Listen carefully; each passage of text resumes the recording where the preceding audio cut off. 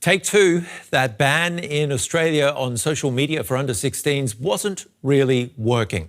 Teachers I've spoken to blame parents. The Prime Minister blames big tech and wants to double fines for the platforms that don't enforce the ban to a maximum of almost 100 million Australian dollars, or close to 70 million US dollars. It was a bold and some say courageous step that we made. Because there are consequences for these big global giants that have so much power. And this is an attempt to wind that back a little bit, to say that, no, there are real human consequences. Instagram, TikTok, Facebook, Snapchat are all under active investigation. And here's why the Australian government plans to get tougher. A study published this week in the British Medical Journal found 85% of Australian children under 16 are still on social media, despite the ban that was first introduced at the end of last year. Kids are using fake ages, borrowed accounts, private browsers. Emily, who are still using it actively, and I have to sort of sit there and pretend like it's not illegal for them to do so. But yeah, I feel they haven't really done as much as they said they were going to. The penalties were there before and they didn't stop people. So why would increasing the penalties necessarily put any more pressure on the companies to actually change anything? It's something that we'll have to, I guess, wait and see. I'm not very hopeful, though. I'm going to be honest. A lot of pessimism. And the thing is, lots of other countries are following in the footsteps of Australia with bans. More on that in a moment. First, Belinda Barnet lectures in media at Swinburne University. Are you surprised so many kids are still on social media? No, I'm not surprised at all. I don't think there was sufficient incentive for the platforms to comply with the ban. And is it just big tech who's at fault? Many people I've spoken to say parents are at fault, that it's impossible to ban kids. I don't think it's impossible to ban kids. I think that at the moment the platforms don't really want to, essentially. Aside from perhaps Roblox, which doesn't currently fall under the ban, so that platform seems to have very quickly and efficiently implemented essentially a ban on children chatting or communicating within the platform between age groups, and they've done that in a matter of weeks. And the incentive there was that they didn't want to fall under the ban. Mm-hmm. So I feel that this could have been done more quickly and more efficiently if perhaps the government had enforced it properly, actually. Oh, I've got a couple of questions on that in a moment. First, the study we cited found most children aren't using complicated VPNs or technical workarounds. They're simply typing in a fake age. How can it be that easy to break the rules? Well, as I said, I don't think the platforms here have implemented it in a really kind of limp and I'd say deliberately ineffective way to make it seem like this kind of legislation is a really bad idea and can't work, primarily because they don't want it to be implemented all around the world. Australia is quite a small market.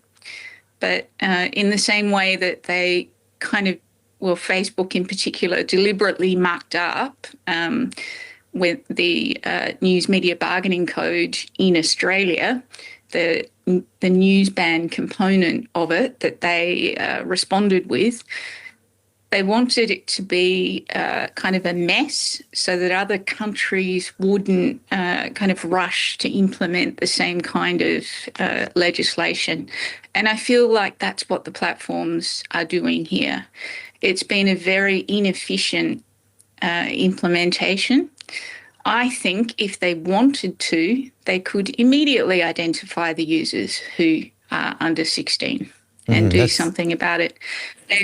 They already know who these kids are. They can target advertising at them extremely efficiently. even based on the friend network that they have, it would be pretty easy to get to capture more than 20%. That's really interesting that you say that, because the authors of the study I was citing earlier say it could take a decade to know if this ban really works. I mean, why would that be? Why would it take 10 years? That's an eternity in the world of social media. I mean, most of these platforms may not even be around by then. And the example you gave sounded really simple, and it sounds like it could be done overnight. Well, I guess when it comes to efficacy, there's a couple of different measures that we're looking at. We're looking at long-term behaviour change for the platforms themselves. Are they protecting children better and providing a better environment for them? And then secondly, we're looking at how many of the kids are they actually capturing when they're implementing it. And I think the platforms have failed on that second component, but with respect to actually changing the environment, it's been remarkably quick. Since the legislation was introduced, for example, Roblox has introduced Roblox Kids and captured pretty much everyone between 4 and 8, and most of the kids under 16, and created a new environment for them. And since the legislation was being discussed in Australia, we've seen the introduction of Instagram teens. We've seen TikTok tighten their safety measures for kids. So there've been some really kind of deep changes, behavioural changes with the platforms that I don't think we would have seen without the legislation. Do you think that could be implemented even further or sped up by doubling fines, as the federal government wants to do? Look, I think it can't hurt, but essentially the government hasn't really enforced it. So there haven't been any fines yet? No. So there hasn't been any kind of, the pointy end of the stick has not actually been brought out at all. So what steps, besides the ones that you've mentioned, have or would the platforms be prepared to take, and would they actually remove accounts belonging to young children? Well, that would be what we would want to happen, and it is only happening with around 20% of kids. So depending on which study you're looking at, eSafety's own figures, for example, somewhere between 20 and 30% of kids have been removed from these platforms, and that's not good enough. I also mentioned other countries are copying the ban. The dark red countries in this next graphic that we're going to bring up for you are where age restrictions are already in force. Besides Australia, of course, China, Brazil, Indonesia, Malaysia. In orange, France, Greece, Turkey and the UK have passed or are finalising legislation, and there's a growing list of countries considering a ban: Spain, Denmark, New Zealand, South Africa, Canada and several states in the United States. What should these countries be learning, Belinda, from the pioneers, Australia? I think that you need to really go in hard with this kind of legislation. So the companies that we are talking about here are global powers, essentially. Some of them have higher income than countries, and so they have a lot of power, and they can be quite tricky in how they respond to legislation. So you've really got to be very firm and tell them precisely how they can and can't do it, and ideally demand some transparency from them in whether or not they're actually doing what they say they're doing. Mm-hmm. And just explain to me how you actually verify a child's age online.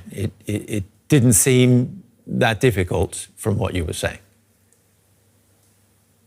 Well, there's a number of different ways. So the platforms can identify who the kids are, for example, using facial age estimation, which is often done by a third party. They can verify it with documents, for example, I don't know, a passport or so forth. I think that's a bad idea because these platforms are the wrong custodians for identity documents. They can also estimate based on the behaviour of the user on the platform, their friend network, the type of content that they view, the same type of metrics that they use to deliver advertising. So Why do you say they'd be the wrong custodians? For identity documents? Because I don't really trust Facebook with our passport is a good way of answering that. So ideally it would be done with via a third party that is not these platforms. Belinda, let me just play the advice Australian teenagers have for the rest of the world. Good luck. Hope you do it better than us because it didn't really work. I don't know, they should crack down on the companies, not the actual young people. Like, they should make the companies do better. Stop bad stuff from going on social media, and then they won't experience it. Like, what? Yeah. Why is it there in the first place? Belinda, what do you think about that, stopping bad stuff from going on social media in the first place? It sounds reasonable. I think he's absolutely right. So that is really the long-term goal here. We want to force the platforms to take responsibility for what young users, and ideally all users, but definitely children, see and what they interact with and who they have contact with. Are there other ways to protect children without excluding them from social media entirely? Well, the platforms could become non-toxic and safe for kids. That would be ideal, wouldn't it? It would. This legislation is not really intended to last for, I don't know, 50 years. It is for as long as it takes for the platforms to clean themselves up so that it doesn't need to be in place. A couple of weeks ago, when the British government announced its ban for next year, this girl's reaction went viral. Have a look. What was your screen time over the weekend? 9 hours. 9 hours. So suddenly you're going to have a lot more time to fill. And what will you do? Stare at a wall. So what do you do if kids don't really want to play along? Well, I'd hand them a book, actually. Very good idea. Or take them out somewhere. In Australia, we're really not putting the responsibility on either kids or parents. We're putting the responsibility on the platforms themselves, and I think that's the right focus. Yeah. Is there a risk, though, of some of these kids maybe ending up on the dark net or something like that? Yeah, I've heard that argument that if they're not able to get onto TikTok, that they'll go to these more nefarious places on the internet that don't have safety protections. But we haven't really seen that happen. I mean, it's only 7 months in, but that doesn't seem to be what's happening. And what would you say to people? You study young people's lives online. Is this really about protecting children, or are we just trying to make ourselves feel better in some way about the dangers of social media, which we are all aware of? Well, either way, the effect on Australians is the same. It's protective of children. Whatever the motivation was, perhaps it was a political motivation on behalf of the government. But to me, that's kind of beside the point. What matters is the effect of it. Does it actually change the behaviour of the platforms in the long term? Does it make them take responsibility for their users? And does it protect kids? So those are the crucial questions, not the motivation behind it, I I guess. Okay, thank you very much for your time, Belinda. It's been great talking to you. And what do you think is the best way to keep your kids off social media? Or is it pie in the sky? Let us know. I'm Ben Fazulin. I'll see you again soon.